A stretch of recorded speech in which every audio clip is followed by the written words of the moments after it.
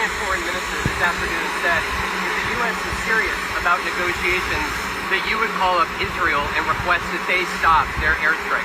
Will you make that request? Well, I think it's very hard to make that request right now. If somebody's winning, it's a little bit harder to do than if somebody's losing.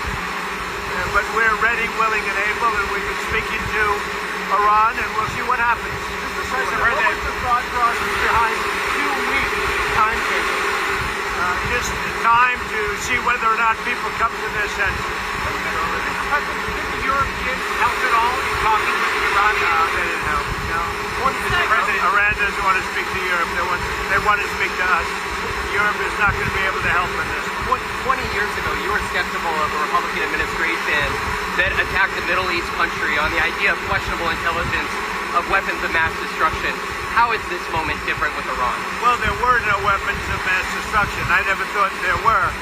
And that was somewhat pre-nuclear. You know, there was a nuclear age, but nothing like it is today. And it looked like I'm right about the material that they've gathered already. It's a tremendous amount of material. And I think within a matter of weeks, or certainly within a matter of months, they're going to be able to have a nuclear weapon. We can't let that happen. I was very much opposed to Iraq. I said it loud and clear, but I was a civilian, but I guess I got a lot of publicity. But I was very much opposed to the Iraq war.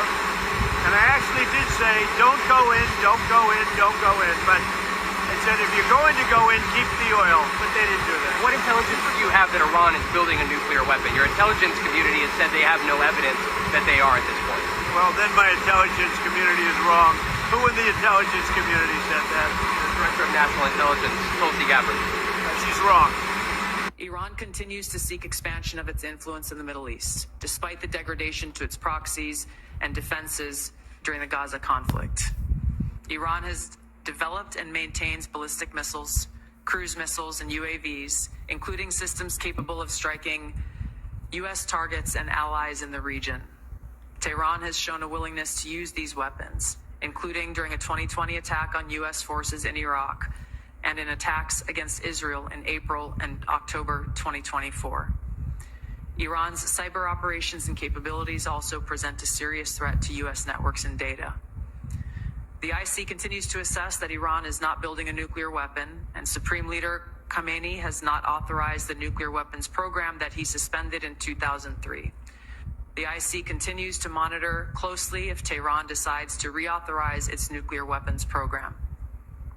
In the past year, we've seen an erosion of a decades-long taboo in Iran on discussing nuclear weapons in public, likely emboldening nuclear weapons advocates within Iran's decision-making apparatus. Iran's enriched uranium stockpile is at its highest levels and is unprecedented for a state without nuclear weapons. Iran will likely continue efforts to counter Israel and press for U.S. military withdrawal from the region by aiding, arming, and helping to reconstitute its loose consortium of like-minded terrorists and militant actors, which it refers to as its axis of resistance. Although weakened, this collection of actors still presents a wide range of threats, including to Israel's population, U.S. forces deployed in Iraq and Syria, and to U.S. and international military and commercial shipping and transit. That you need to make on Iran, whether to strike militarily, is this the biggest decision you will have to make as president? Well, I can't tell you that. I have to see what happens. I can't, really say that. It depends what the decision is. But I wouldn't really be able to tell you that now. I'll tell you in about a year from now, maybe 5 years or 10 years from now.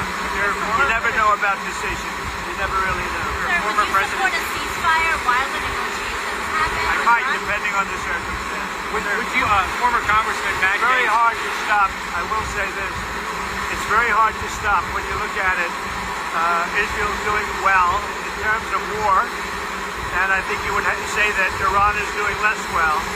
It's a little bit hard to get somebody to stop. Is Iran without ground forces? Is an aerial campaign in Iran enough, or do you need ground forces? Well, I'm not going to talk about ground forces. The last thing you want to do is ground forces. Does Iran have 2 weeks, or could you strike before that? Are you essentially giving them a 2-week timeline? Well, I'm giving them a period of time. We're going to see what that period of time is. But I'm giving them a period of time. And I would say 2 weeks would be the maximum.